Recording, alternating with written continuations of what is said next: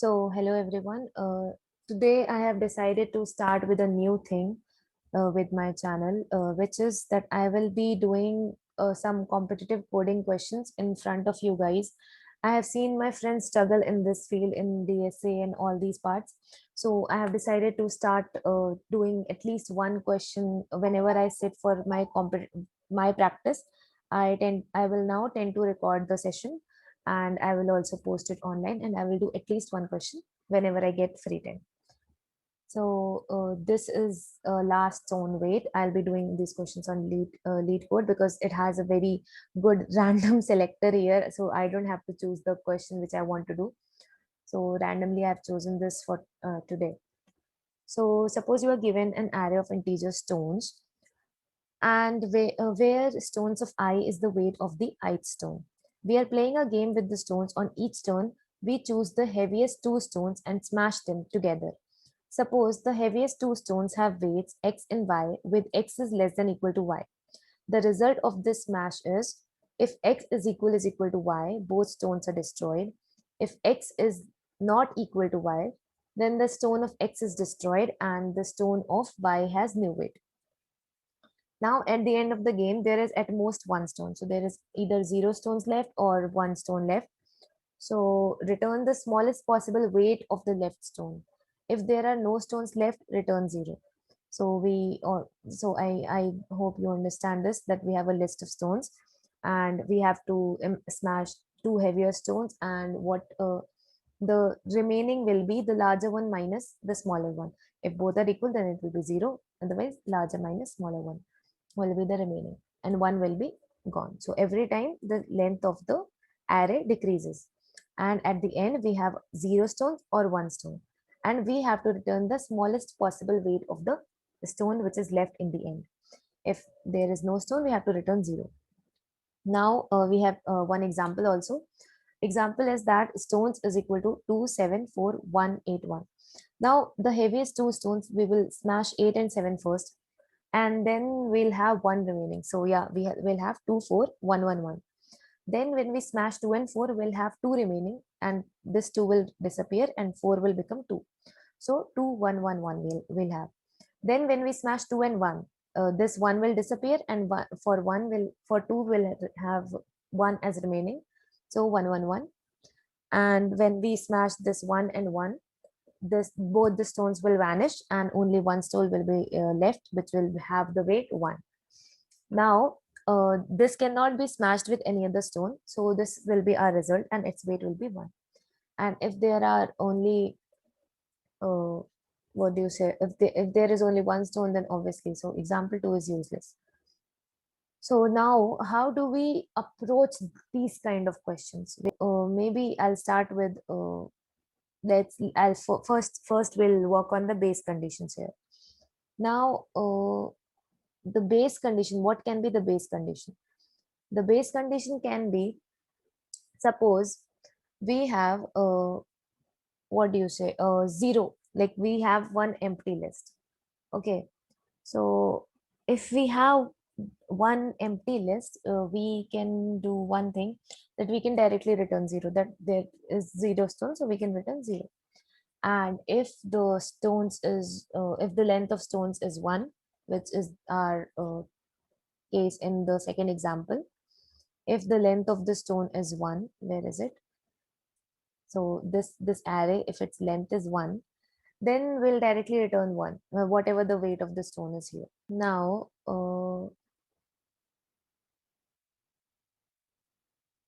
okay, then what can we do?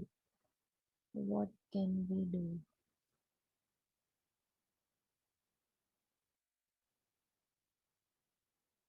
So these were our base conditions. Now, since every time the length of the array is decreasing, we can take one condition where length of the array is compared, and while it is greater than 1, we can perform some of the operations. Now, since we have to first smash the two heaviest stones, so one thing we can do is we can sort the given array in descending order. So what we'll do, we'll sort the given array in descending order. and then we can get the first two elements, and if we are sorting in ascending order, we can get the last two elements. Okay, so when we are getting the, suppose I have sorted in ascending order, so when we are getting the solution, and I'll just keep writing it. So suppose, oh sorry, first I'll, yeah, so suppose I have yeah, let me take this example itself. I have the array 2 7 4 1 8 1. So what I want to do is I will sort the array in ascending order. So our new array will be 1 comma 1 comma 2 comma 4 comma 7 comma 8. Okay, now, yeah, sorry, I sorted it in ascending order. Let's take it this way only. So now we'll take the last two elements. So first, I'll have the length of the array stored in n. So n will be length of the array, length of the array. And to access the last elements, the first thing we'll do is, suppose A is the array. So we'll compare n minus 1 and A of n minus 2.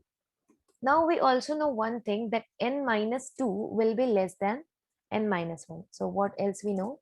That A of n minus 2 is less than A of n minus 1, or equal to, it can be equal to as well. So let me put equal to here. So A of n minus 2 is less than or equal to A of n minus 1, because this is already in ascending order. So obviously, when we smash these two, our new uh, value will be, so new value will be A of n minus 2.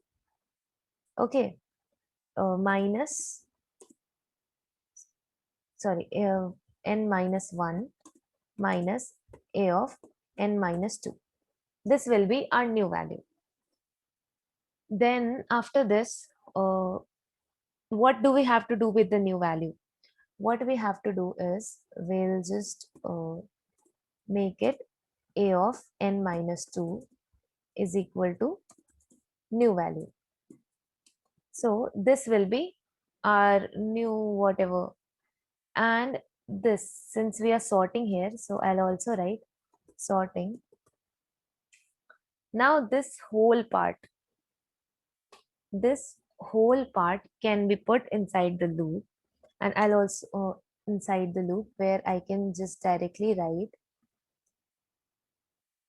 in the loop where I can directly write while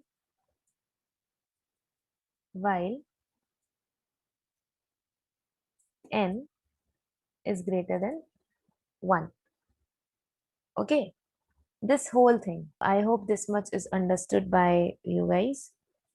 And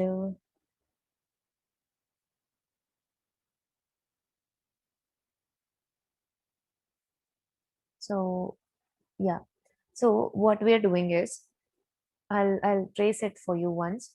So what we are basically doing is, first we are sorting the array here, and then after that we are taking the length of the array, whatever it is. But sorry, this will be done before.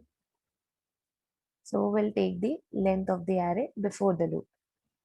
Then we are taking the two values, n minus 1 and n minus 2, A of n minus 1 and A of n minus 2. We already know that A of n minus 2 will be less than or equal to A of n minus 1.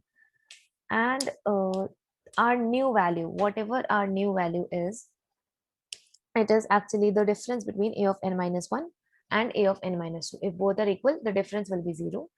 If both are not equal, then obviously, since A of n minus 1 is bigger, so we'll get the difference, what we actually wanted. Then after that, we are storing the new value in A of n minus 2. Now this is okay. This is okay. Like, you cannot say that this is a very good approach or something. This is okayish approach. Now the problem arises is whenever we are sorting, this cannot be removed. But we should not care about that. So for that, we'll just decrease n minus, like n, we'll just decrease n.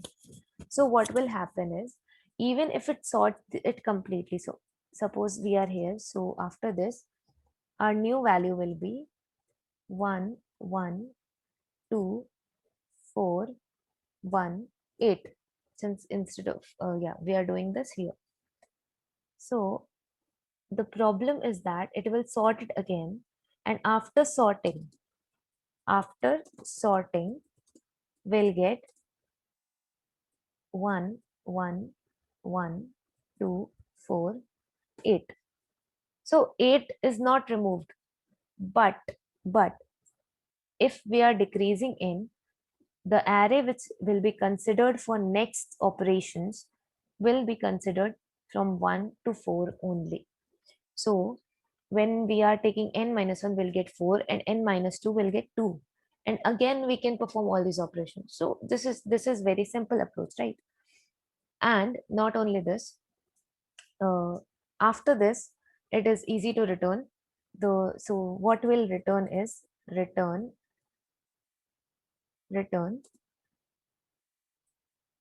since we are again will be decreasing n after that also, and so only one value will be remaining here. We can either take n minus 1, or we can take whatever you like. I really don't care. So uh, we can just directly take a of, what will we take? After this, it will be removed again, then it will be removed again, then it will be removed again. But when, as soon as n will become 1, so n is 1 here, so obviously we'll either return n minus 1 here, or we'll return 0, a of 0. So even if you write this or you write this, it's the same. Okay, now this, when you look at this question for the first time, you might think, what is this? You might not be able to get the approach, but this is the simplest approach you can think of. Simplest. It's time of, also I will be telling you the time complexities. So its time complexity will be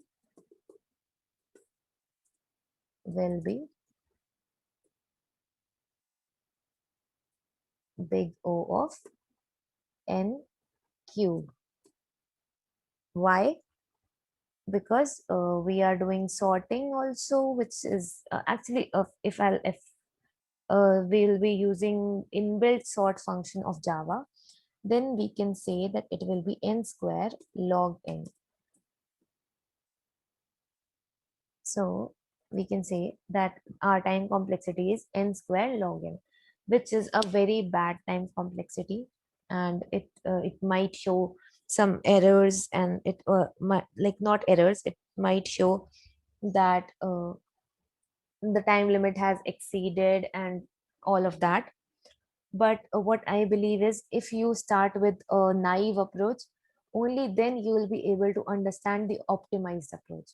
So first we'll be doing this approach only, and maybe in the next session, or maybe in this session, as the time permits, I will work on the optimized approach as well. So this is the basic approach that you will that will first pop in your mind whenever you see this question. So let's take, I have this uh, array, and the first thing which I do is stones dot length. Okay, then if n is equal to 0, we return 0. If n equal to 1, we return whatever the weight is. Then else, and we don't need to write else, we'll just write while directly. While n is greater than 1. So we'll run the loop. We have already done everything. So arrays dot sort stones. Then we'll compare. So if, no, not if. So we already know that n minus 2 will be less than or equal to n minus 1. So we can just directly write new. Yeah, but we also need to do one thing. If they are equal, we cannot store 0.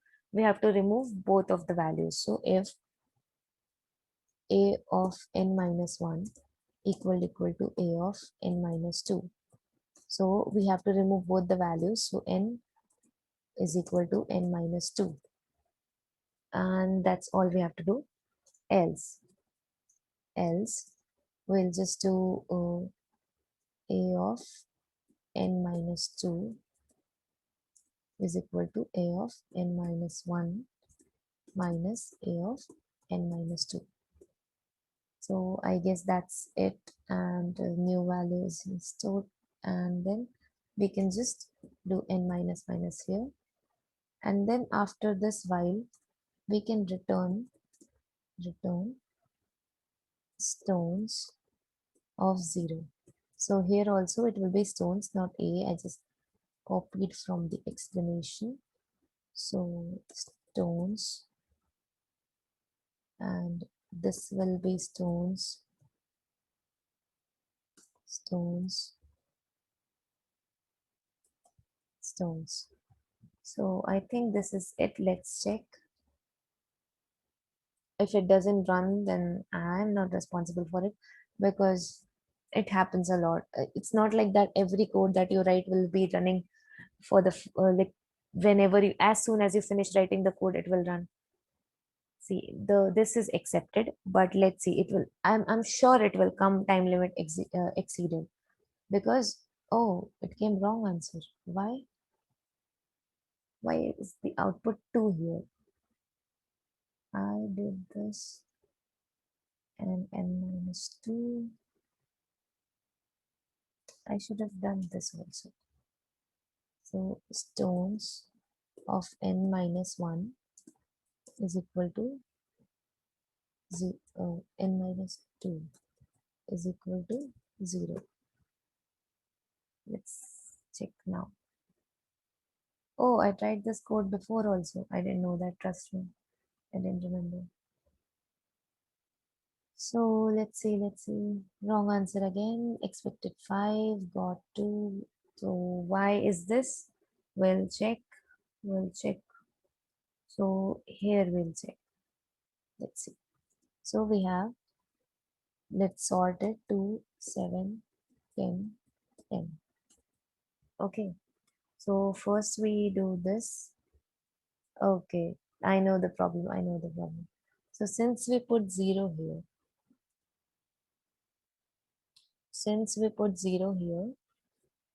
we will get after this 2, 7, sorry, 0, 2, 7, 10. So the next value it compares is 2 and 7, which is fine. After that, we'll get uh, 5. So it will be 0, 5, and then 10. After which it will compare. um,